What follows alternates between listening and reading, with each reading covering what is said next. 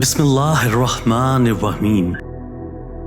کتابوں اور مشاہدوں سے انسان سیکھتا ہے، مگر جو بات خود تکلیف سہ کر سمجھ میں آتی ہے وہ کوئی دوسرا نہیں سمجھا سکتا۔ نیکی اس خوشبو کی مانند ہے جو نیت کے پھول سے پھوٹتی ہے۔ جتنی نیت صاف ہوگی اتنا ہی یہ پھل خوشبودار ہوگا۔ ہاتھوں کی لکیروں پہ نہیں، ہاتھ بنانے والے پر یقین رکھو۔ غصہ ضرور تھوکنا چاہیے مگر اگلے کے منہ پہ نہیں۔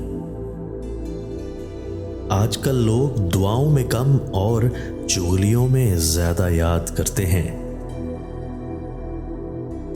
اگر دوسروں کو گرا کر آپ کو اپنی جیت نظر آئے تو سمجھو آپ گرے ہوئے انسان ہیں۔